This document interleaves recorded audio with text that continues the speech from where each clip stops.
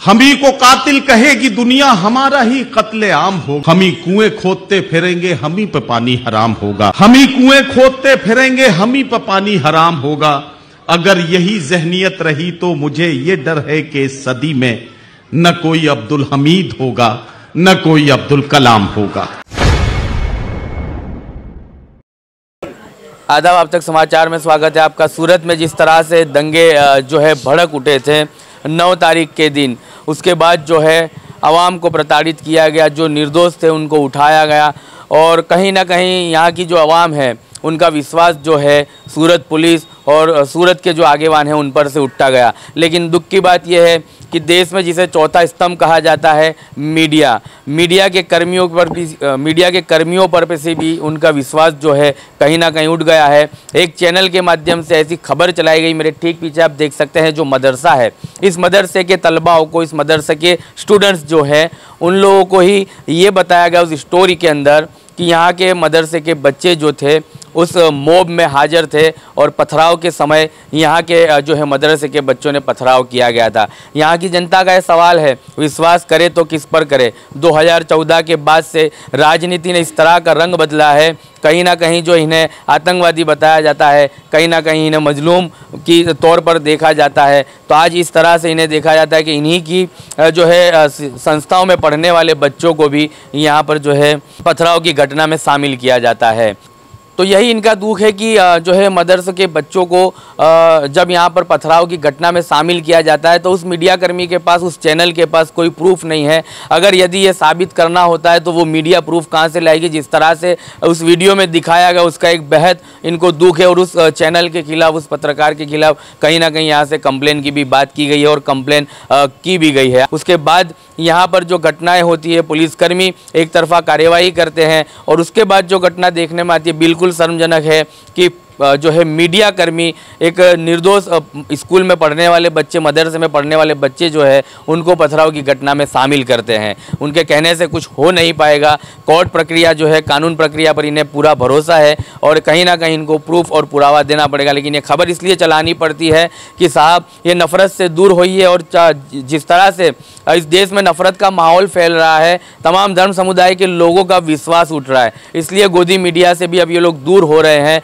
और कहीं ना कहीं उन्हें जो है अपनी बात रजू करने में, अपनी जो बात रखने में भी उनके पास तक ये पहुंचते नहीं है। आने वाले दिनों में ये देखा जाएगा किस तरह से इनको इस मामले से जो है अलग रखा जाएगा। इस बच्चों को अभी तक तो कोई इनके ऊपर कार्यवाही हुई भी नहीं और होगी भी नहीं और उस जो चैनल है उसके ऊपर कार्यवाही की प्रक्रिया यहाँ के मदरसे के जो आगेवान हैं उनसे करवा दी गई है।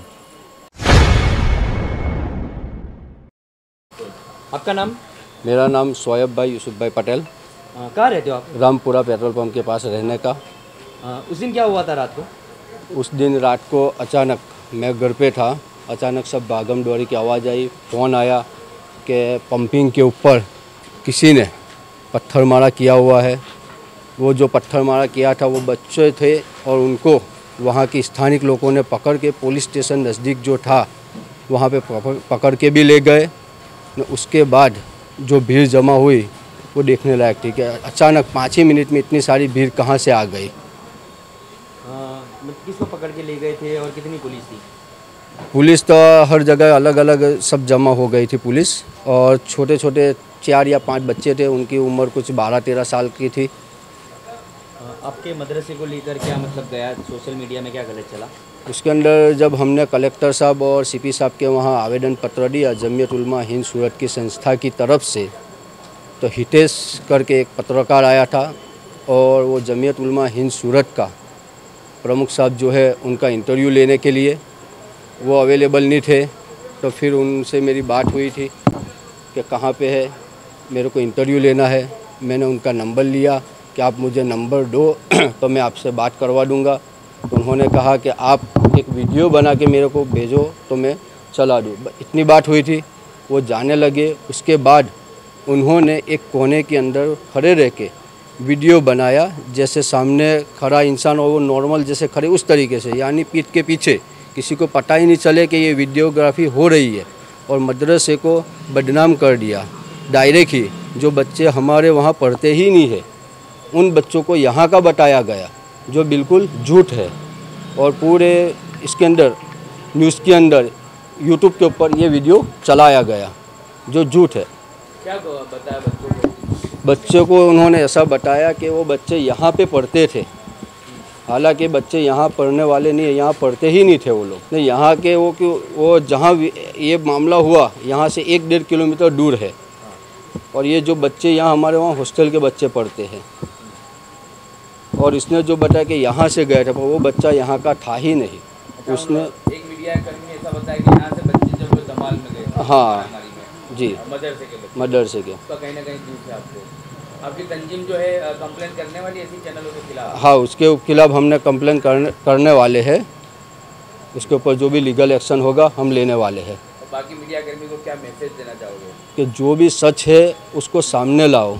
इस तरीके से बेगुनाहों को आप परेशान मत करो। जो सच है वो सामने लाओ, कोऑपरेट करो।